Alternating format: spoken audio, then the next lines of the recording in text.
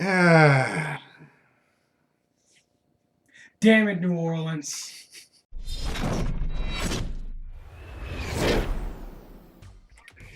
Look, so did y'all hire some agency? Did you hire MK Ultra to make like 10 times inferior clones of y'all to go play against Atlanta because y'all didn't want to show up to work?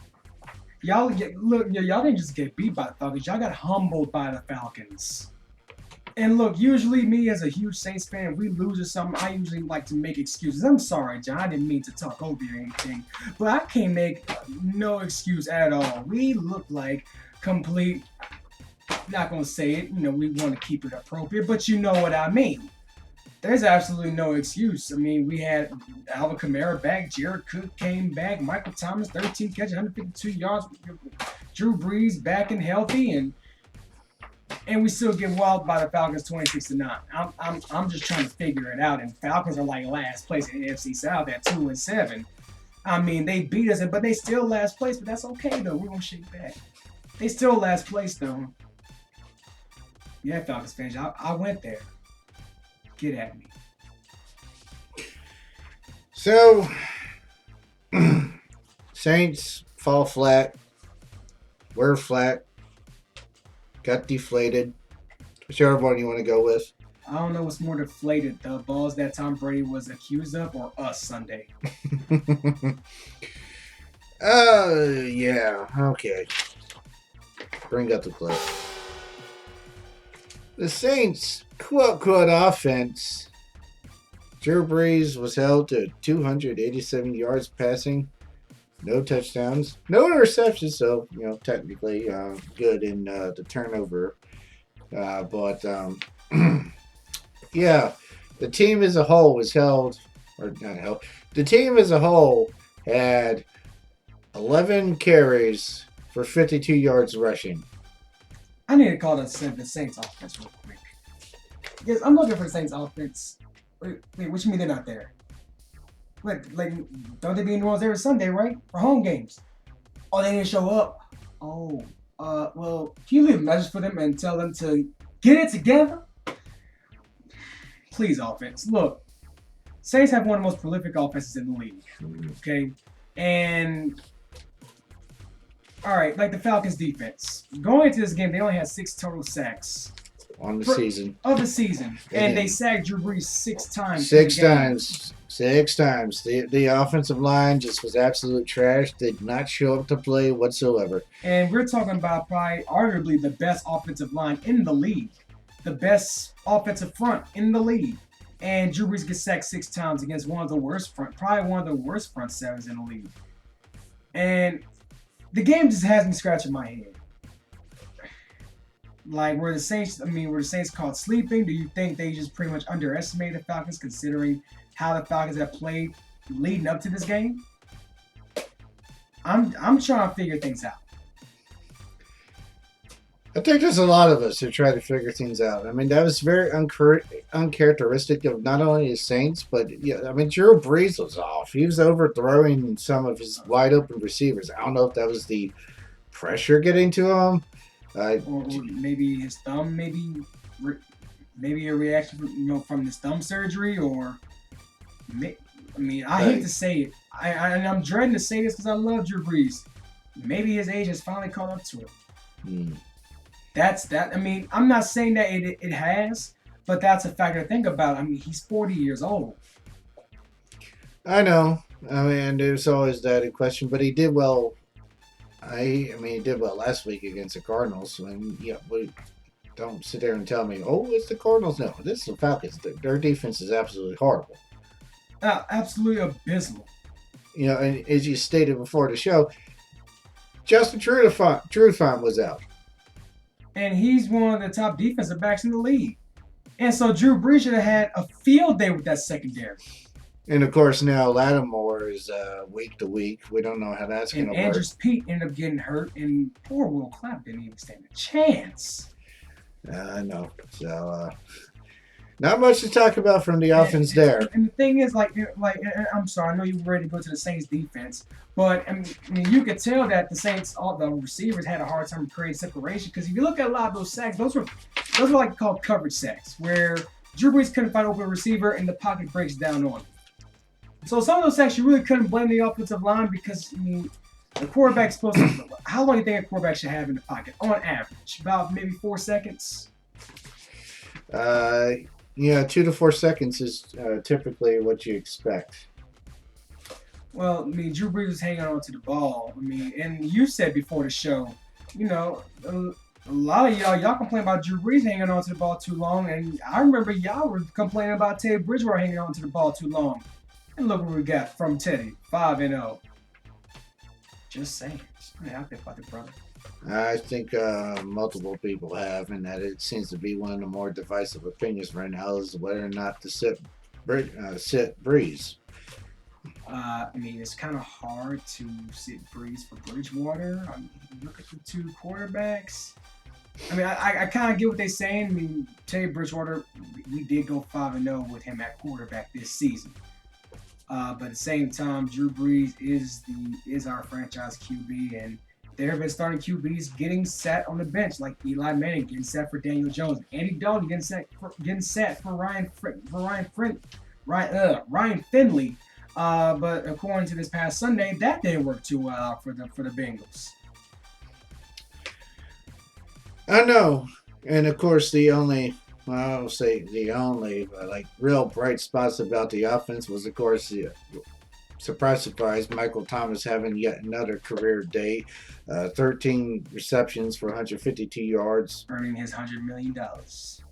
and then Jared Cook 10 catches for 74 yards. So there was really something to look at, but onto the defense.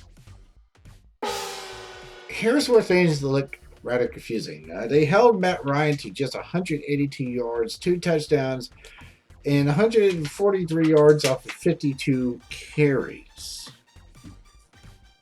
But still, you watch the game, and it looks like they just had a field day. The Falcons had a field day with the Saints.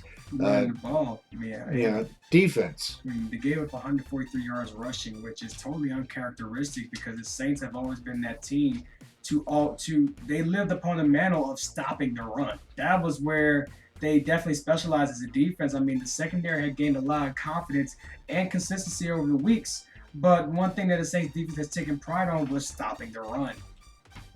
That was one thing that was always a given, since this defense has improved greatly. Mm-hmm. Yeah. And it's really confusing to me because I keep looking at this 182 yards by Matt Ryan, who one of the better passing quarterbacks in the league. I mean, he is, numerically anyway. Whether you like him or not, still a good passer. Saints defense got to him once all game. There was a sack by DeMario Davis. That was it. Yeah, and they keep showing camera shots or field view shots of Cameron Jordan, and he just looks in a complete total daze, like he's not even there. It's like that team just straight up did not show up for that game. It looked as if they didn't want to be there. No, they kind of zombie walked through the entire performance. It was either that or I think that the Saints, they've been riding high, really silencing the doubters and naysayers after Drew Brees went down with the injury. And I'd rather the Saints use this as their back to earth game than weeks down the line San Fran comes to town and brings them back to earth in a much more violent manner. I mean, let's be honest. I mean, the Niners are a lot more deadly than the Falcons. So, though I'm disappointed that our Saints lost, I mean, I have faith and confidence that the Saints are going to improve. They're going to shake back. But I'm kind of relieved because you have a lot of teams. Like, you look at the Patriots. Their back-to-earth game was against Baltimore. Look at San Fran. Their back-to-earth game was last night. Well, against the Seahawks. And so every team, you need that type of game that's going to bring you back to reality that anything can happen in this league. And anybody can be shocked in this league. Anybody can be beat in this league on any given Sunday, any given Monday, any given Thursday. And so I'm glad that the Saints kind of got out the way now, and the Saints can really focus on what they need to improve on and what they need to sustain. Yeah, totally agree on that one. Next up is the Buccaneers in Tampa Bay. Let's just say if the Saints show up with the team that played this past Sunday, that you can chalk that up in the loss column. Definitely. And Raymond James might be a hostile environment. I mean, it's a rivalry. So, and then knowing that Jameis Winston has, he's actually shown a lot of improvement over the past couple of weeks. Starting with the game against Seattle, though Tampa lost that game, Jameis showed a lot of improvement. Mike Evans has come alive. This Bucs team is starting to gain a little more confidence, and they're progressing little by little, week by week. So Bruce Arians might have something brewing in Tampa. So Saints need to go ahead and they got to get things right. Or they can just go ahead and steal some crab legs and frame Jameis Winston. Whatever floats you. So they have the Bucs, and then a game against the Panthers. That is followed by the San Francisco 49ers, I'm going to say. Or no, is there someone else in there? Because I know they got to go to Atlanta. That's for Thanksgiving. Right. So Atlanta will probably be next. Okay, then that's followed by the Carolina Panthers the second time. Because I know they had the Panthers sandwiched in between two games. I just haven't updated that. And this Panthers team looks pretty good. Though they lost against Green Bay, Christian McCaffrey is trying to make a case for MVP. He is. And Kyle Allen's trying to make a case for franchise quarterback for Carolina, which he's already done that. I think Carolina is definitely looking like a team that's ready to move on from Cam Newton, seeing how they didn't have any problem putting them on injured reserves. They're just waiting for somebody to take them. Saints, we believe in you.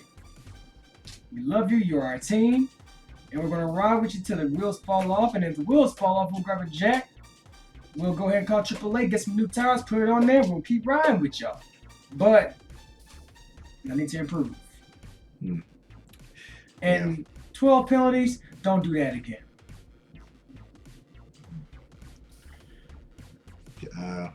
Sincerely, your dad. All right, thanks for watching.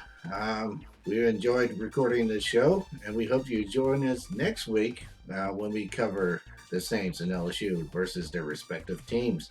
You can follow us on Facebook or check out our website at aisportsnetwork.com. See you next week.